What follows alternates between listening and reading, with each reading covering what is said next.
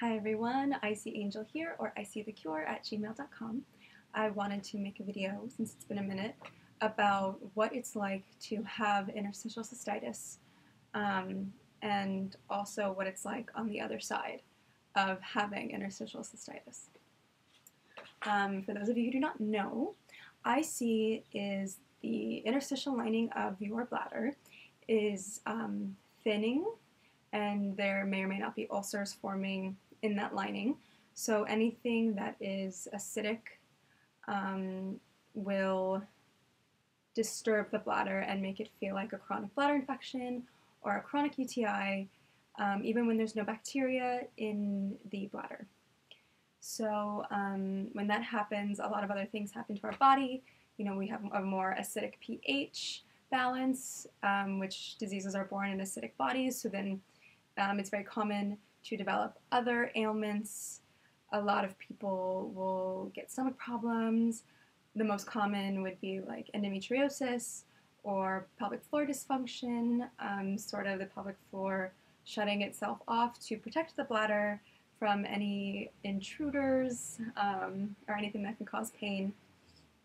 Some people also have like enterococcus or ureaplasma, which are more bacterial infections. Enterococcus, it's hard to say, is a bacterial infection in the urethra, which is that's when people are experiencing chronic urethral pain and burning when they urinate.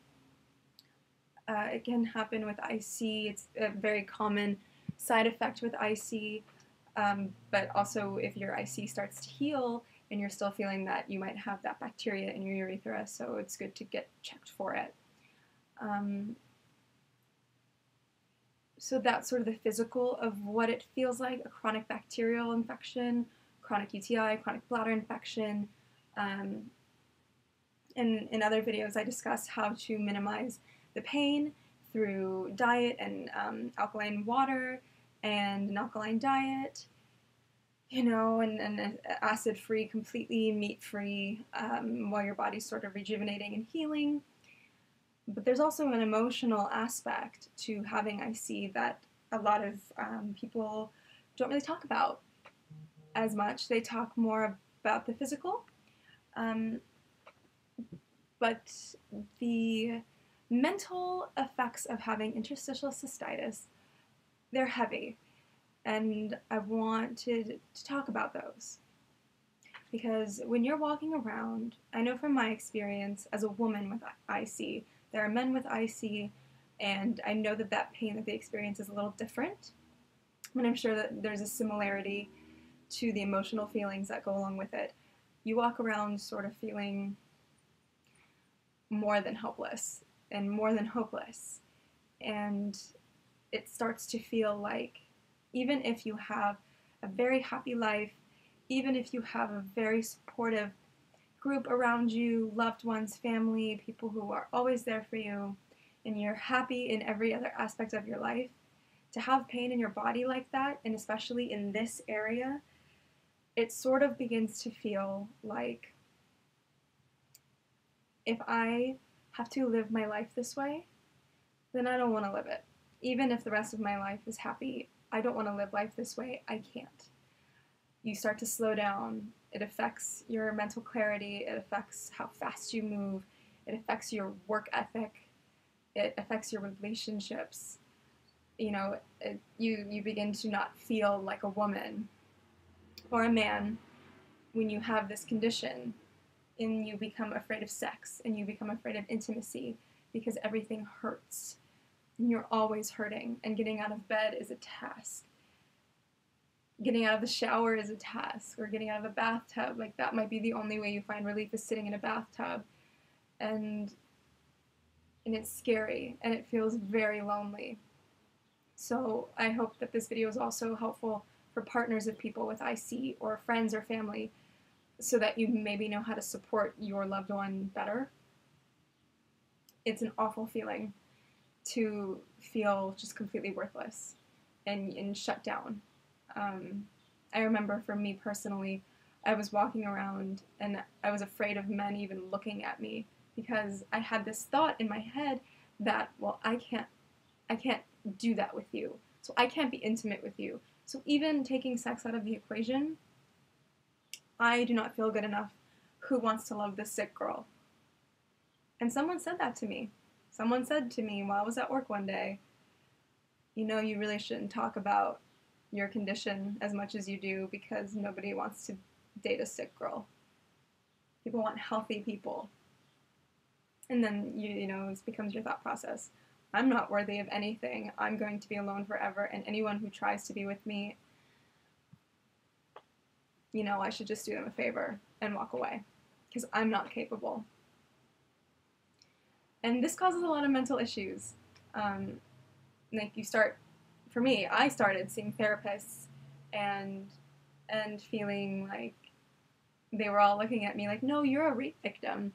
You're a rape victim, and you just have suppressed the memory. Let's find that memory.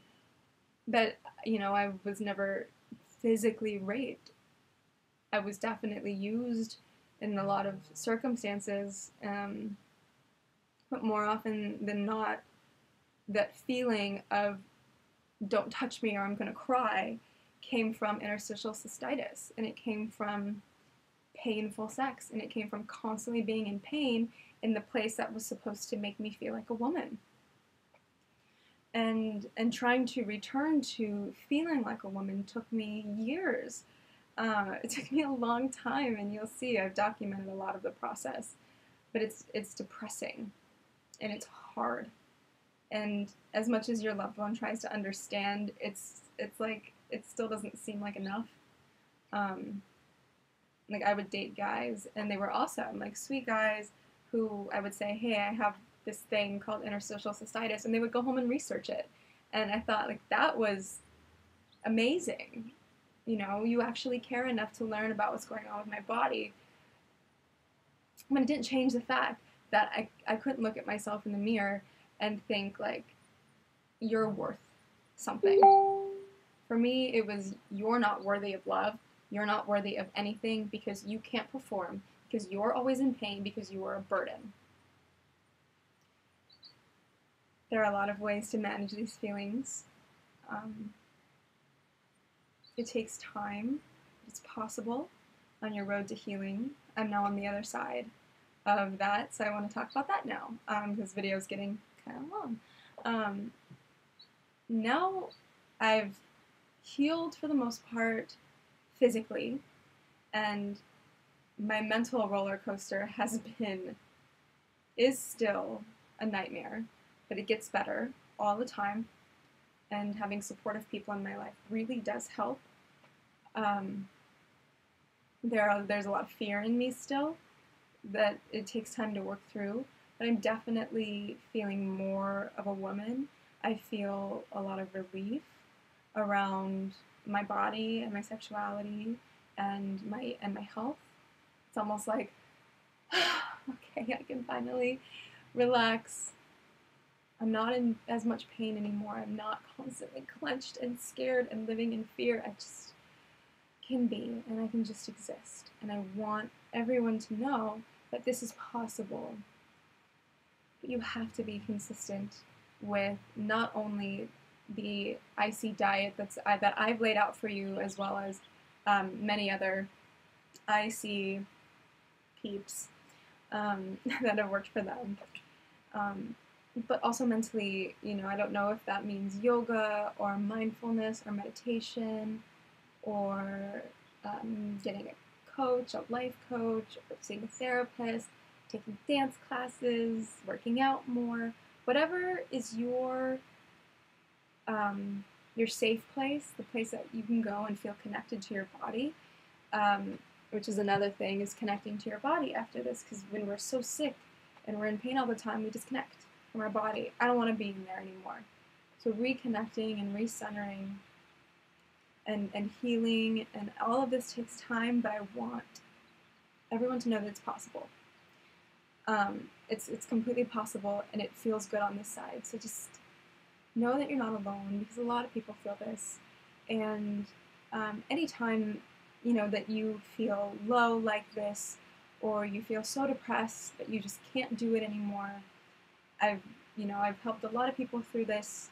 My IC community it means everything to me. So my email is listed on all my videos. It's icthecure@gmail.com.